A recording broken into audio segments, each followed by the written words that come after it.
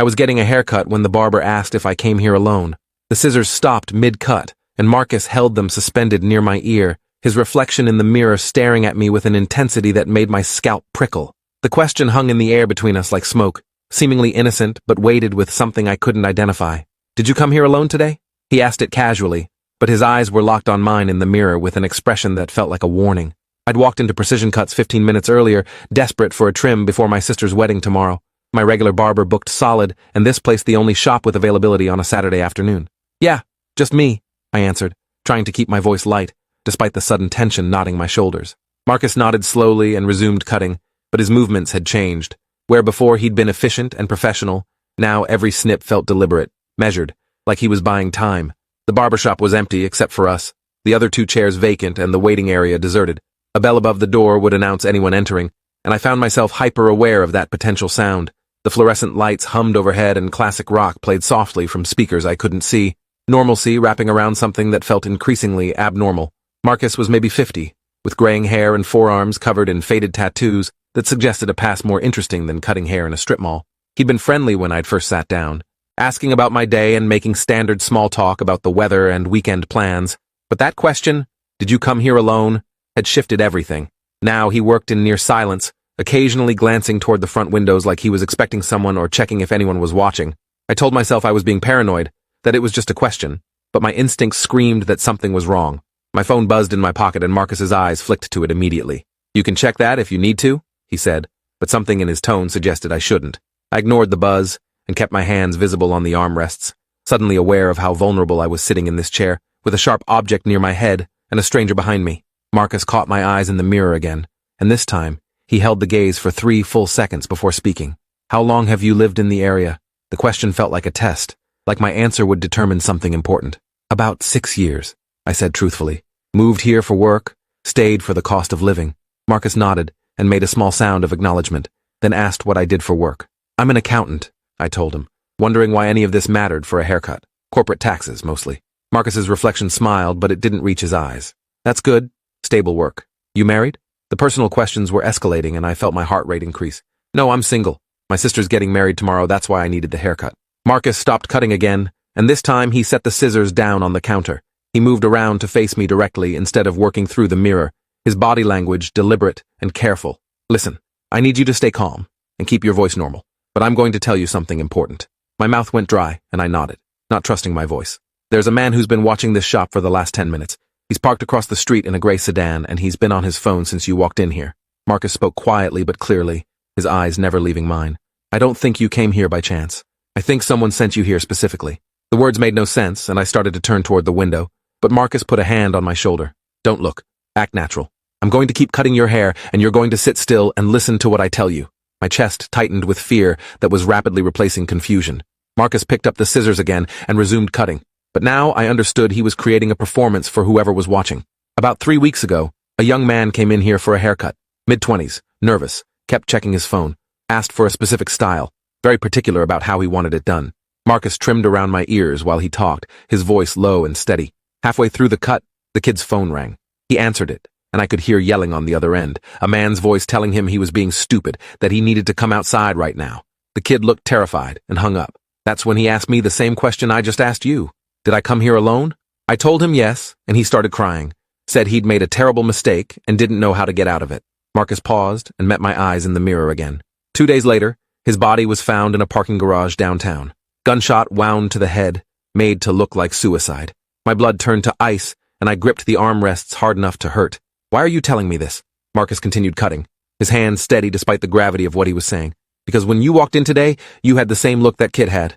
Nervous, checking over your shoulder, desperate for a haircut at the last minute. And because that gray sedan outside has been circling this block for the past hour, I watched it pass 6 times before you arrived. Then you walked in and it parked. That's not coincidence." I forced myself to breathe normally, to not react visibly to the terror flooding my system. "I don't know anyone who drives a gray sedan." Marcus shaped the back of my neck with clippers, the vibration oddly grounding against my panic. "Maybe you do, and you don't know it. Maybe someone's tracking you for reasons you're not aware of yet. Or maybe you're in some kind of situation you haven't fully recognized as dangerous." He turned off the clippers and picked up the scissors again. "I'm going to ask you some questions, and I need honest answers. Have you noticed anyone following you recently? Strange phone calls? People asking about your schedule or routine?" I thought back over the past few weeks and my stomach dropped as memories clicked into place with new significance. There had been a coworker who'd been unusually interested in my weekend plans, asking multiple times about my sister's wedding and where it would be held. A wrong number call to my cell phone where the person had stayed on the line silently for 30 seconds before hanging up. A car I'd seen parked outside my apartment building 3 nights in a row that I'd dismissed as belonging to a new resident. And 2 days ago, someone had tried to break into my car in the office parking garage, failing to get in but leaving scratches around the door handle. I'd reported it to building security, but hadn't connected it to anything larger. I told Marcus all of this and watched his jaw tighten. "You're in danger," he said flatly. "I don't know the specifics, but that pattern is surveillance. Someone's been watching you, learning your routine, waiting for the right opportunity. Coming here today, alone, was exactly what they wanted." My hands started shaking and I pressed them against my thighs. "What do I do?" Marcus glanced toward the window again, his expression grim. "That sedan hasn't moved. Whoever's in it is waiting for you to leave. If you walk out that door right now and get in your car, I think something bad is going to happen to you." The barbershop felt like it was closing in around me, the cheerful normalcy of it at odds with the nightmare Marcus was describing. "Why are you helping me? I don't even know you." Marcus met my eyes in the mirror, and something painful flashed across his face. "Because I didn't help that kid 3 weeks ago. I cut his hair, watched him leave terrified, and told myself it wasn't my business. Then I saw his face on the news and knew I could have done something. I'm not making that mistake twice." He set down the scissors and pulled out his phone. "I'm going to call someone I know, a detective who worked that kid's case. You're going to talk to him and tell him everything you just told me." Before I could respond, the bell above the door chimed, and both Marcus and I froze. A man walked in, maybe 40, wearing a business suit that looked expensive. He had the kind of face that was handsome but forgettable, the type you'd never pick out of a lineup. He smiled at us, the expression pleasant and empty. "Sorry to interrupt, just wondering if you have time for a quick trim?" Marcus's entire demeanor shifted, becoming aggressively cheerful. "We're all booked up today, sir, but I can get you in tomorrow morning if that works." The man's smile didn't change, but his eyes moved to me, assessing in a way that made my skin crawl. "That's all right. I'll find somewhere else." He left as quickly as he'd entered, the bell chiming his departure. Marcus immediately moved to the door and locked it, flipping the open sign to closed. That was a test. He was checking to see if you were really alone in here, if I'd called anyone, if there was any indication you'd recognize the danger. I stood up from the chair, my legs unsteady. My haircut was half finished, one side longer than the other, but that seemed spectacularly unimportant now. "We need to get you out of here without being seen. There's a back door that leads to the alley. My car is parked behind the building. I'm going to take you somewhere safe." I followed Marcus through the back of the shop, past storage rooms filled with hair products and cleaning supplies. The back door opened into an alley that smelled like garbage and stale water, dumpsters lining the cracked asphalt. Marcus's car was an old truck with rust along the wheel wells, parked facing the alley's exit. He unlocked it, and I climbed into the passenger seat, my heart hammering so hard I could feel it in my throat. Marcus started the engine and pulled out slowly, checking both directions before turning away from the street where the gray sedan waited. "I'm taking you to the police station downtown," he said. "You're going to file a report, and they're going to put you in protective custody until they figure out what's going on." The drive took 15 minutes through Saturday afternoon traffic, Marcus constantly checking his mirrors for signs of pursuit.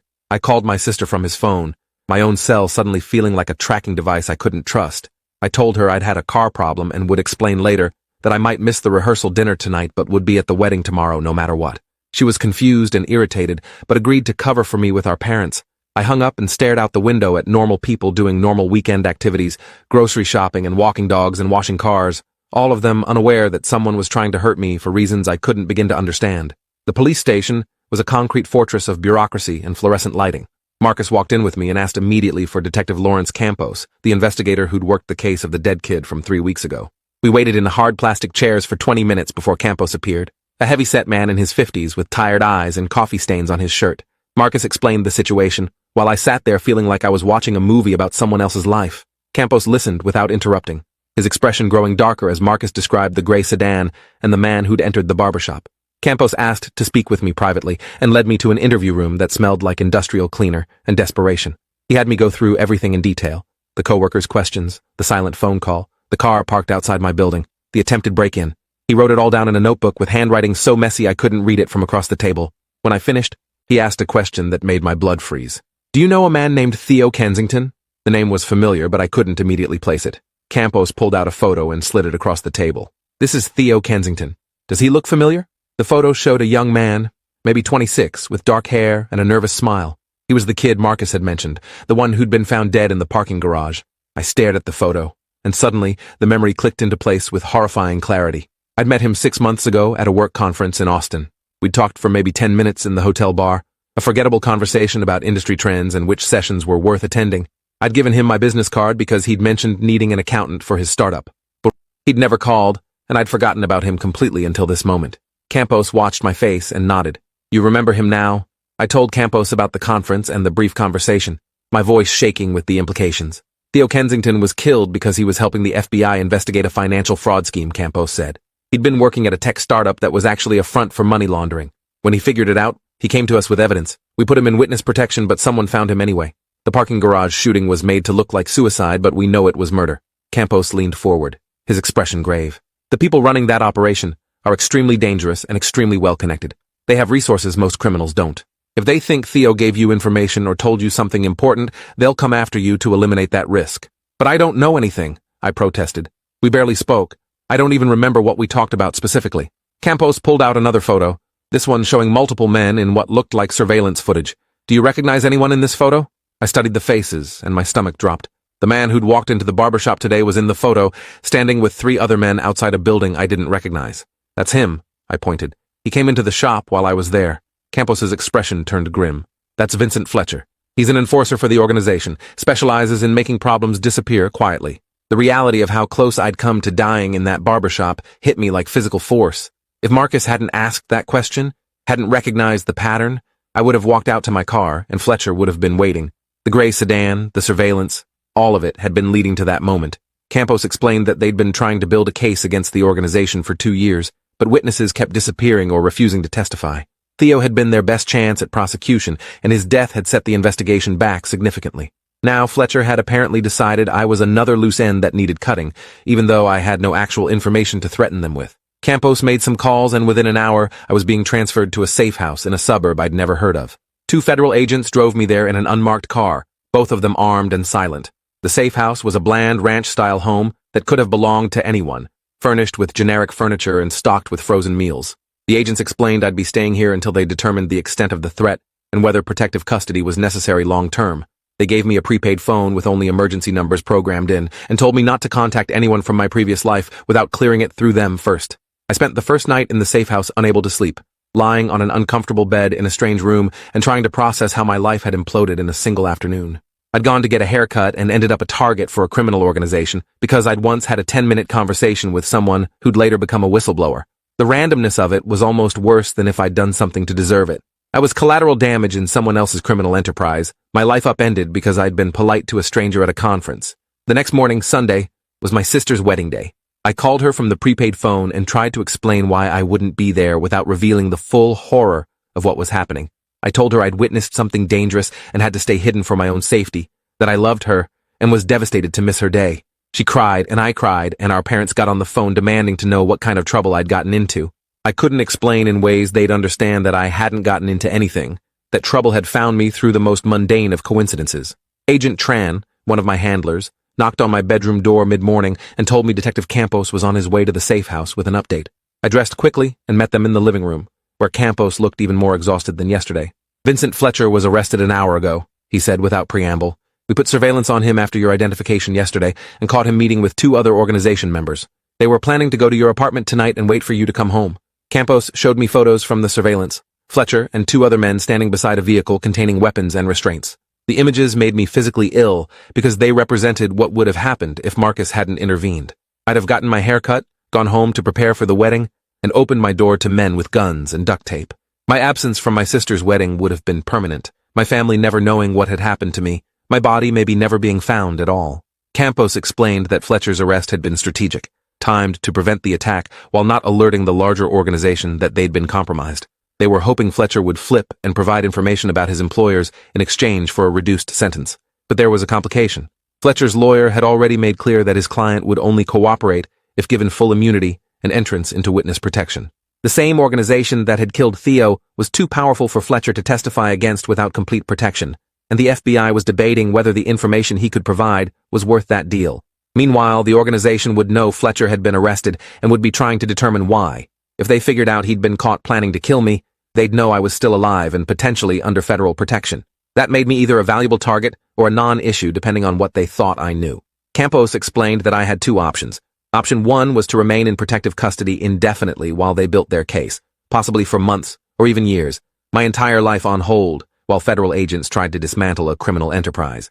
Option two was to become an active participant in the investigation, to work with them to draw out more members of the organization and gather evidence that could lead to prosecutions. Both options were dangerous, but the second one at least gave me agency in my own survival. I thought about my sister's wedding happening without me, about my parents' worried calls, about my life being stolen by circumstances beyond my control. I chose option two because hiding forever felt like dying slowly.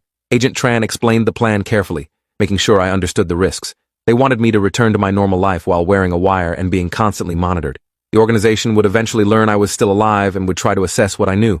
Federal agents would be nearby at all times, ready to intervene if I was approached. My apartment would be fitted with hidden cameras and listening devices.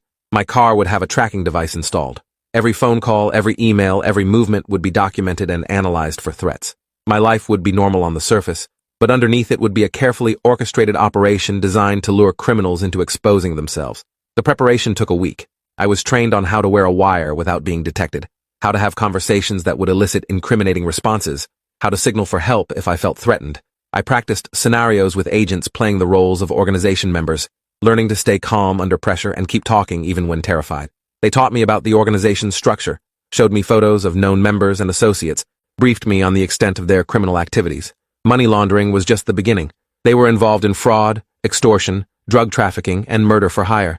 Theo had stumbled into their operation accidentally, but I was walking into it deliberately. Returning to my apartment felt surreal after a week away. Everything looked the same, but nothing felt safe anymore. I knew about the hidden cameras in my living room and bedroom, the microphones in my kitchen and bathroom that would turn off when I showered to give me minimal privacy. Agent Tran and his partner Agent DeMarco were stationed in a van down the street, monitoring all the feeds 24 hours a day. Another team watched my office building, ready to respond if anything happened during work hours.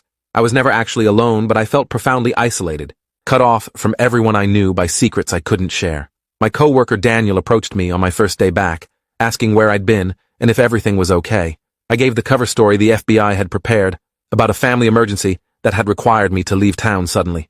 Daniel seemed concerned and genuine, asking if there was anything he could do to help.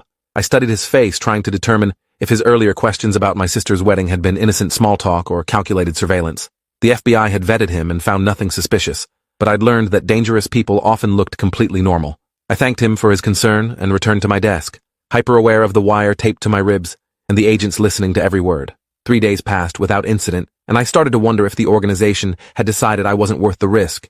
Then, on Thursday evening, my doorbell rang at 8 p.m. I checked the peephole and saw a woman I'd never met before, professionally dressed and holding a clipboard. I texted the code word to Agent Tran that meant I was answering the door to an unknown person. He responded immediately with instructions to engage, but stay in the doorway. Agents were already moving into position in the hallway. I opened the door, but kept my body blocking entry to the apartment.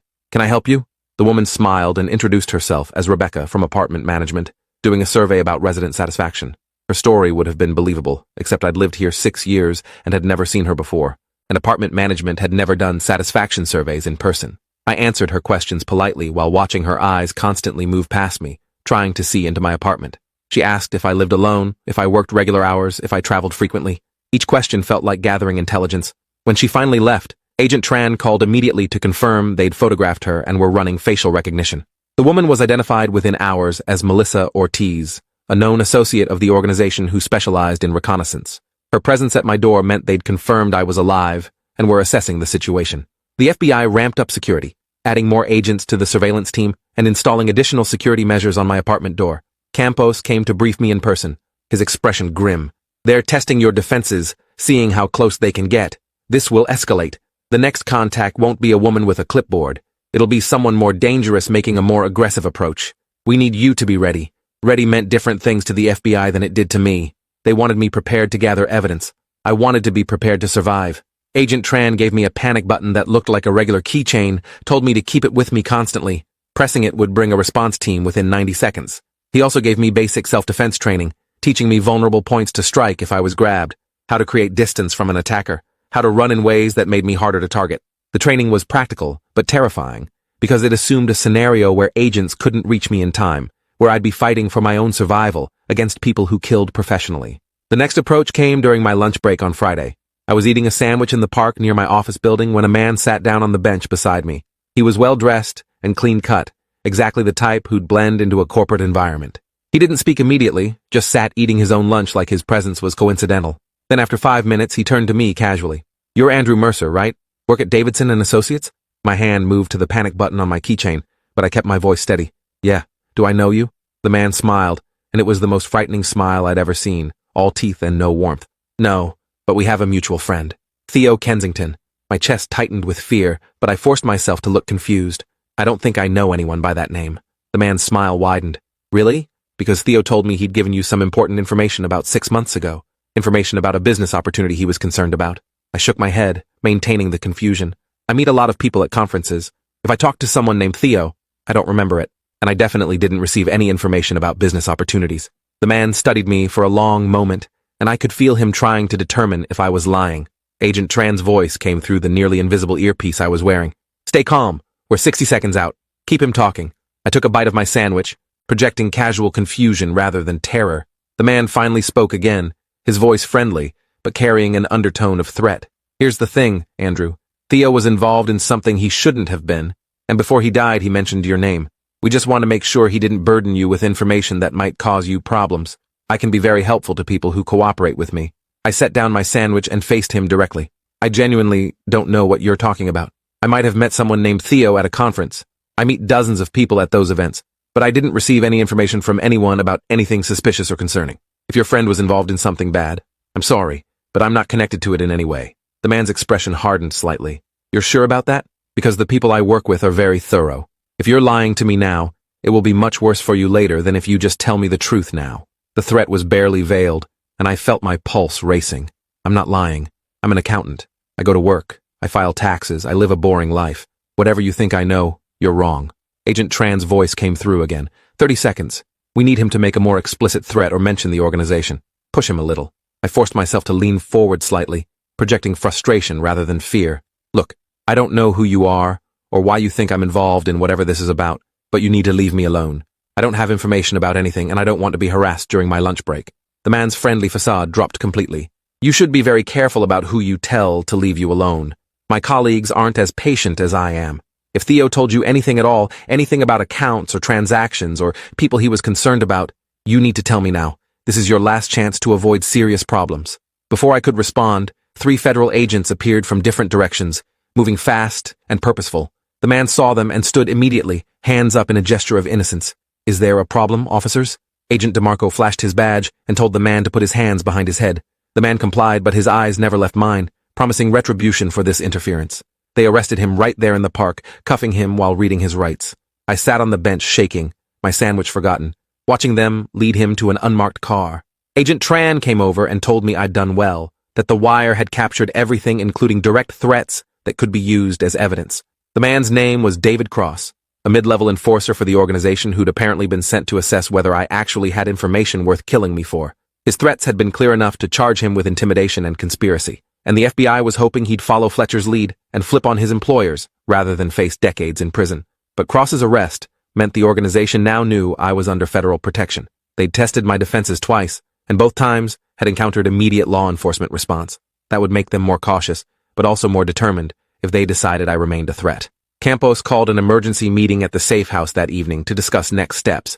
The investigation had gathered significant evidence from Fletcher and Cross's arrests, but the leadership remained untouchable. Both men were small fish protecting bigger fish, and neither would testify without guarantees that were difficult to provide. Campos explained that they were considering a more aggressive strategy. Instead of waiting for the organization to come after me, they wanted to use me as bait in a controlled operation designed to draw out leadership. They'd set up a scenario where I appeared to be trying to sell information Theo had supposedly given me, information valuable enough to require senior organization members to respond. It was dangerous and depended on perfect execution, but it could provide the evidence needed to dismantle the entire operation. I listened to the plan and understood I was being asked to paint a target on my back and trust that federal agents would keep me alive. I thought about Theo dying in that parking garage, about Marcus's guilt for not helping him. I thought about my sister's wedding that I'd missed, about my life that had been stolen by random chance and criminal malice. I thought about the other potential victims who might cross paths with these people in the future, who might have their lives destroyed or ended because a criminal organization operated with impunity. I told Campos I'd do it. that I wanted to help end this even if it meant risking everything. Agent Tran looked at me like I was crazy, but Campos just nodded, probably having seen that same desperate determination in other people whose lives had been shattered by circumstances beyond their control. The operation took 2 weeks to plan and execute. The FBI created a fake email account and sent messages to known organization intermediaries, hinting that I had financial records Theo had given me and was willing to sell for the right price.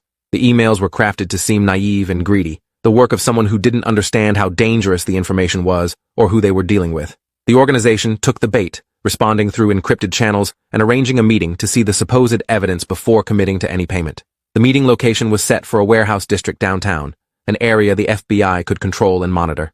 I arrived at the warehouse on a Wednesday evening, driving my own car but with a tracking device and 5 federal vehicles in coordinated positions around the area.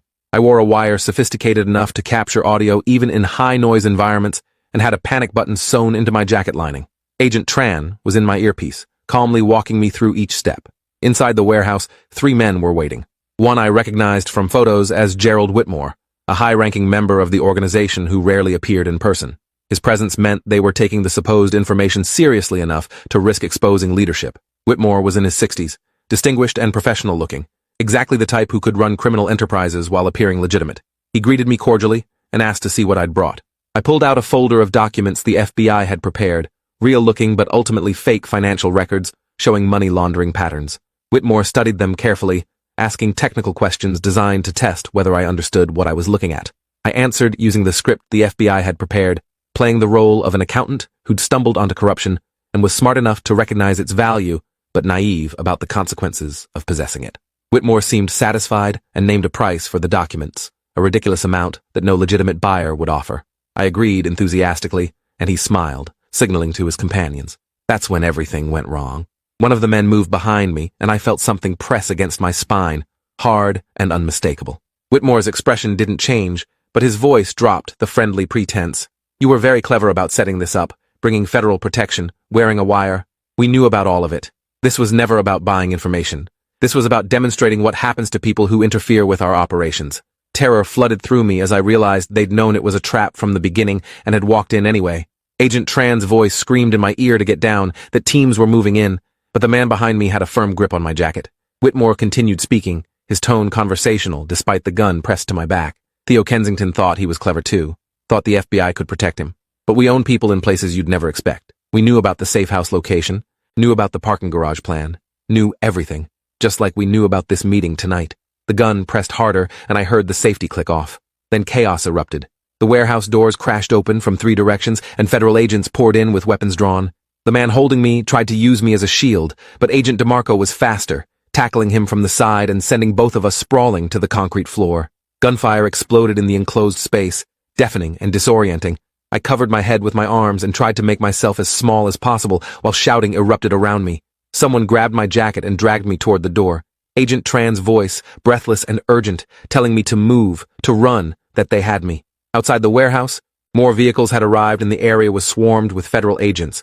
Someone pushed me into an SUV, and we were moving before the door closed, speeding away from the scene. Agent Tran was beside me checking for injuries, his hands shaking slightly as adrenaline worked through his system. I was unhurt physically, but in shock, unable to process how close I'd come to dying.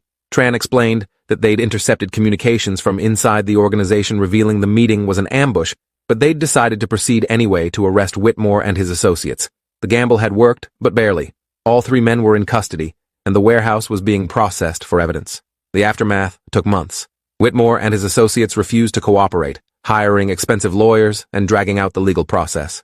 But the evidence gathered from the warehouse meeting, combined with testimony from Fletcher and Cross, who'd both accepted plea deals, was enough to indict 17 members of the organization on charges ranging from money laundering to murder conspiracy. The trial made national news, exposing the scope of the criminal enterprise and the systemic failures that had allowed it to operate for over a decade. I testified about my experiences, about Theo's death and the attempts on my life, about the warehouse ambush where Whitmore had admitted they'd known about federal protection but had proceeded anyway. The jury convicted all 17 defendants. Whitmore received life in prison without parole. The others got sentences ranging from 20 to 50 years.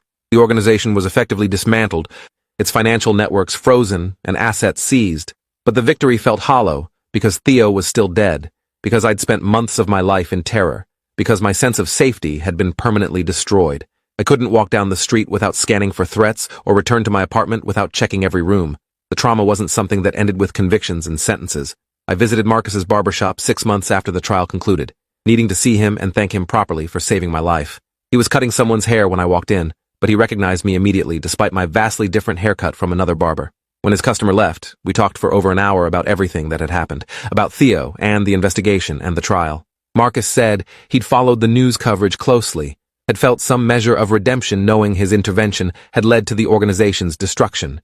He'd started training other barbers and service workers to recognize signs of danger, turning his guilt about Theo into action that might save others. A year later, I moved to a different city for a fresh start, accepting a job that paid less but offered distance from the memories soaked into every street corner of my old life.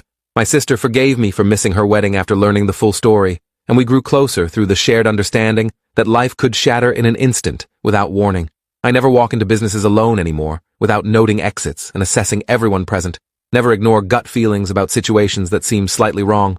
And I always answer honestly when someone asks if I came alone, because that question once saved my life when a barber recognized danger I couldn't see. If you enjoyed this, you'll definitely want to see the next ones too. So subscribe now and let me know your take in the comments.